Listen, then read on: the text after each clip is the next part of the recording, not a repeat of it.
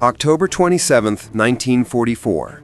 Secret Rheinbote Test Battery, Altenwalde, Lower Saxony, 0319 hours.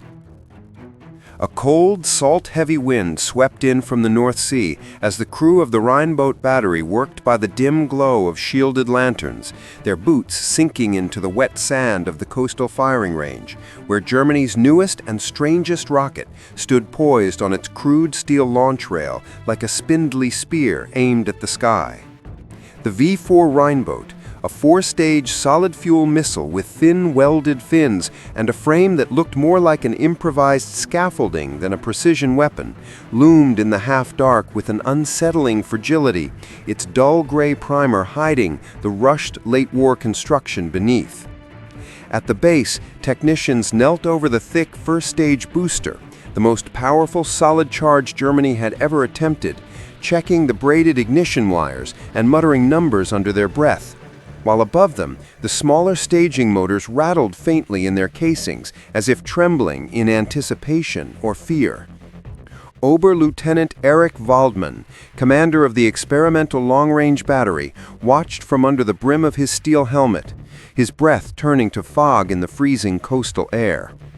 He had once been proud of Germany's rocket research programs, but the war's final year had aged him brutally. Dark lines under the eyes, a jaw clenched so tightly it trembled. Berlin no longer cared about accuracy or engineering purity. They wanted range, spectacle, a weapon that could hit Antwerp or Liège from deep inside collapsing territory. They wanted fear, headlines, anything to show the Reich was still capable of reaching hundreds of miles beyond its borders.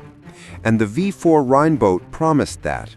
If the volatile staging sequence worked, if the launch rail held, if the motor casings didn't split.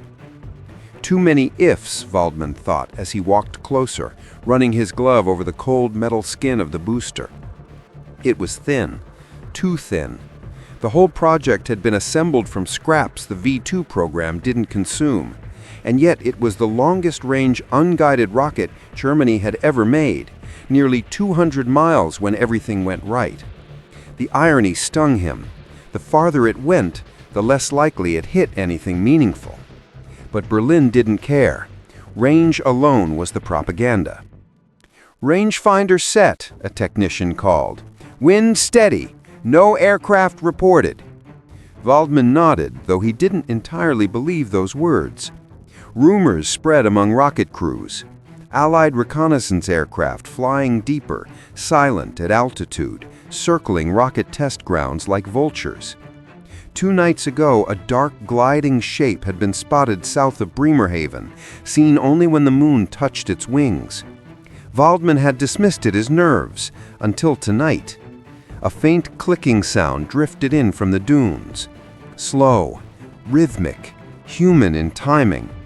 He stiffened and turned toward the fog-blurred ridgeline. "Did anyone hear that?" he asked sharply. His crew paused and listened, shook their heads. "Loose fencing," one said. "The wind catches it." Waldmann frowned. There was no fencing out here. The clicking repeated once, then stopped. He forced his attention back to the rocket. The ignition officer inspected the fuses, nodded to himself, and checked his chronometer. 5 minutes to ignition readiness, he said. A deep rumble echoed inland, distant artillery from the Western Front, or thunder. Hard to tell anymore. The fog shifted, thickening, and for a moment Waldmann caught sight of something on the dune ridge, a tall silhouette standing perfectly still against the dim horizon. A person, watching. Too motionless to be a guard, too far forward to be a crewman. Then, as if aware of being seen, the figure stepped back and vanished into the fog.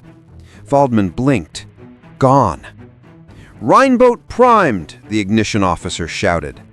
Crewmen hurried behind the blast shields, boots scraping across the sand, faces lit by the flicker of lanterns. Waldmann took his position near the control panel, heart beating with a tight, painful rhythm. He opened his mouth to call for a delay, some instinct warning him, but a sudden burst of static crackled through the darkness. Everyone froze, not from the rocket, not from their equipment, It came from the dunes, the same direction as the silhouette. A short burst, a pause, another burst. Someone transmitting, someone close. "Who has a radioactive?" he snapped. "Ours are off, sir," a technician yelled back, panic rising. The static hissed one more time, then cut. Waldman spun toward the dunes, but the fog swallowed everything. No shape, no light, no sound. Before he could shout for a hold, the launch officer, following procedure, not intuition, pressed the ignition button. The Rheinbote detonated into life with a thunderous blast, solid fuel erupting into a geyser of flame beneath the rail. Sand kicked into the air as the rocket tore upward with astonishing speed, shaking the ground and forcing the crew to shield their faces. Waldman squinted as the first stage roared away in a pillar of sparks. The rocket climbed straight and true. Then, flash, stage separation. Second stage ignited. Then the third. Perfect. Impossible. The range officer yelled, "Trajectory stable, staging confirmed, altitude rising." It was one of the cleanest launches they had ever seen. But Waldman felt no triumph. His eyes searched the dunes again. And there, the silhouette returned. Standing calmly, watching the rocket rise through the clouds, not startled, not hiding, observing as though expecting this result. The figure raised something metallic, a camera lens glinted, or a signal mirror, or a transmitter. A cold weight formed in Waldman's stomach. This was no wandering civilian, not a deserter, not a stray soldier. This was reconnaissance. Close, prepared, embedded. The fog swept across the dunes again, and the figure vanished like a ghost. The static faded, the wind resumed, the Rheinbote streaked into the upper sky, leaving a burning trail behind it as it arced toward the clouds, heading east in a long flare that disappeared into gray. Waldman stared after it, breathing hard. The rocket had launched perfectly, perfectly, too perfectly. Someone had been watching. Someone who knew meant to stand there. Someone who knew what the launch would look like. Someone who knew enough to hide until the moment of ignition. And as Waldman lowered his hand and stared into the fog-coated dunes, one thought lodged itself coldly in his throat. Tonight, the V-4 had not only been tested, the secrecy of the entire Rheinbote program had also been tested. And someone else had passed their test. October 27, 1944. Altenwalde Forest Perimeter, Lower Saxony, 0346 hours. The roar of the Rheinbote's last stage had barely faded into the clouds when Oberleutnant Erich Waldman left the safety of the blast walls and strode into the freezing wind, his boots sinking into the wet sand as he crossed the launch ground toward the dunes where the silhouette had stood moments earlier. The fog clung to the coastline in thick, rolling sheets, carrying the smell of salt, burnt propellant, and something else. Something metallic and unfamiliar, like the aftertaste of a dying battery. Behind him, the crew shouted updates about the rocket's trajectory, but their voices felt distant. Waldman could only hear the faint ring of the static he'd heard before launch, repeating in his mind like an unanswered question. He reached the foot of the dunes and began to climb the slope, each step sinking into the cold, shifting sand. The lantern light from the launch site dimmed behind him until only a pale glow remained, flickering through fog like a dying star. He moved slowly, listening, really listening. No wind-whipped wire, no loose metal, no natural explanation for the rhythmic clicking he'd heard earlier. He reached the ridge. The fog thickened like smoke, swirling around him. For a moment, the world was still. Too still. Then he saw them. Footprints. Fresh. Crisp. Wrong. Not German boots.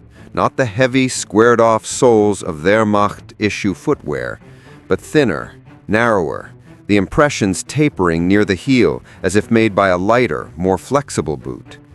Allied boots? but the pattern didn't match any he recognized. And the spacing, too even, too disciplined, belonged to someone trained to move silently, someone who knew how to avoid detection. His breath fogged the air as he crouched, touching the edge of the nearest print.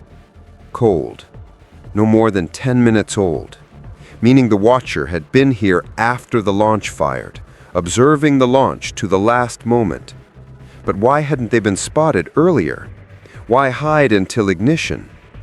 Behind him, he heard running footsteps. 2 members of the crew reached the ridge, panting from the climb. One pointed nervously at the ground. "Sir, there's more." Waldman followed their gaze. Beyond the first set of prints, a second track diverged, angling toward the thicker inland forest. These impressions were deeper, staggered, someone running hard, fleeing. Waldman felt a cold twist in his stomach. "Who saw these first?" he asked. "Kramer, sir," one soldier replied.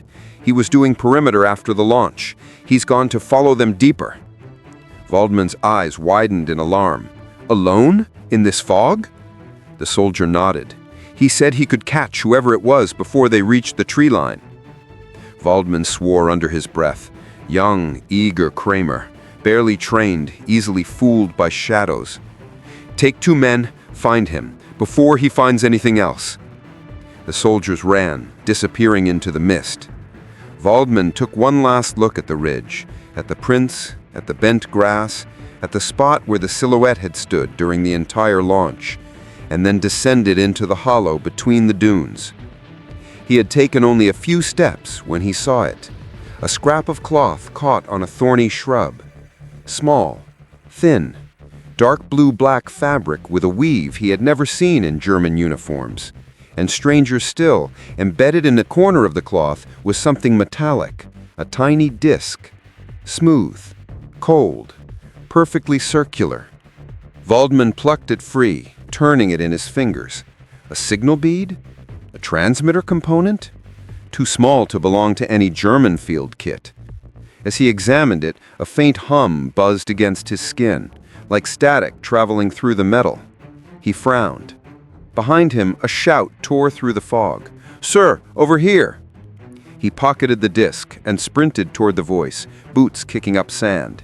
He found the 2 soldiers kneeling beside a large patch of disturbed ground. Sand churned violently, as if there had been a struggle. A broken rifle lay nearby. Kramer's rifle. Waldman knelt, heart tightening. "Where is he?" The soldiers scanned the fog. We don't know, sir. We heard a noise, and then nothing." Waldman looked closer at the sand. The prints here told a chaotic story. Kramer's heavy steps circling a smaller, lighter set. A scuffle, a fall, drag marks, and then silence. Absolutely no tracks leading away. No direction of escape, as if the attacker and Kramer had simply vanished into the fog. "This doesn't make sense," one soldier muttered. "No one moves like this. No one disappears without tracks." Waldman didn't reply. He was staring at a single isolated footprint near the center of the clearing, one that didn't match any of the others. The sole was patterned, geometric, almost foreign. He had seen something like it only once in a captured Allied intelligence manual referencing specialized boots used by reconnaissance teams dropped far behind lines. But those teams had air support, extraction, coordination, meaning someone out here was not alone. A distant boom rolled across the coastline, a second Rheinbote launch from the battery to the south. The fog glowed momentarily, catching light from the flame of the ascending rocket. As he watched it rise, a cold realization sank into him like ice. The silhouettes, the static, the footprints, none of it was accidental. Someone knew the launch schedule, the locations, the timing. Someone was gathering intelligence on Germany's long-range weapons. And now, one of his men was gone. Waldman tightened his gloves, adjusted his belt, and stepped into the deeper fog. The forest closed around him. The cold air felt thicker, sharper, as if he had crossed into a place where the war was no longer governed by orders and maps, only by shadows. The metallic disc in his pocket hummed again, and somewhere far ahead, hidden in the shifting gray, a second faint burst of static crackled in reply. October 27, 1944. Deep Altenwalde Forest, Lower Saxony, 04:28 hours. The fog thickened into a damp, suffocating wall as Oberleutnant Erich Waldmann pushed deeper into the forest. The muted crunch of his boots swallowed instantly by wet earth and rotting pine needles, every tree around him rising like a blackened skeletal column in the dim pre-dawn gloom. Somewhere ahead, beyond even the pale circle of his lantern, a faint burst of static crackled through the air. Short, clipped, unmistakably deliberate. Waldmann froze, heart hammering, breath held as he strained to listen. Another burst followed, low and precise. Then voices, not German, English. Soft, disciplined, radio-trained English, coming from somewhere less than 50 meters ahead. He doused his lantern at once, letting darkness swallow him as he crouched behind a thick pine trunk, letting his eyes adjust while the fog swirled like gray smoke. Slowly, a dim blue glow emerged through the mist, a small, steady light, too cold and focused to be a lantern. Waldmann crept forward, lowering himself into a silent crawl until he reached the fallen log at the edge of a clearing. Then he saw them. One man, tall, lean, wearing dark, non-reflective gear and a compact helmet with no insignia, knelt beside a second figure lying on the ground. The second was Kramer, bound, gagged, still alive, but barely conscious, eyes glassy and unfocused as the infiltrator checked his pulse. Waldmann's jaw clenched. The infiltrator adjusted a radio strapped to his own chest, sleek, compact, nothing like the bulky German field sets. He whispered into it in a calm, practiced cadence. Observed launch confirms 4-stage ignition, trajectory stable, burn profile clean. Repeat, V-4 Rheinbote range estimate aligns with prior analysis. Recommend immediate update to Antwerp Command and Allied counter-artillery teams. Waldmann's blood ran cold. Antwerp. They weren't scouting. They were relaying live intel on Germany's longest-range rocket. Allied eyes had been on the Rheinbote program the entire time, watching, measuring, waiting to neutralize it before it could ever matter. The infiltrator turned slightly, and Waldmann saw something else. A small cylindrical beacon half buried in the moss near the man's knee, pulsing blue every few seconds. Not a transmitter, an extraction marker. Someone was coming. Waldmann's hand drifted toward his sidearm, but he hesitated. The man was trained far beyond any regular soldier. One mistake, and Waldmann would join Kramer in the dirt. He shifted position, planning an approach, silent, fast, from the flank, when the infiltrator suddenly stiffened. He turned his head slowly, raising a small device the size of a pocket mirror. He held it up, angling it toward the fog. Waldmann didn't understand until he heard it, a faint hum building above the tree line. Not an engine he recognized, not German, not ground-based. Aircraft. Low, slow, silent except for a soft mechanical vibration. Allies had infiltrated deep behind the lines, and they were extracting their operative and his intelligence right under Germany's nose. Waldmann's blood ran cold.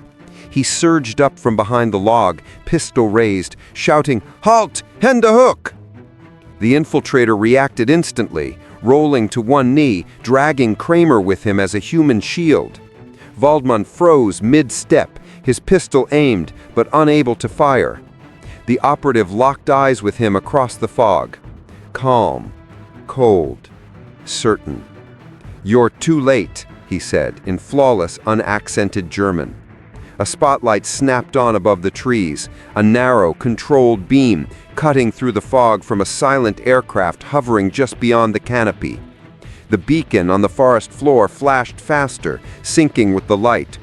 The infiltrator tapped his radio twice, then grabbed Kramer under the arms and dragged him toward the rising beam.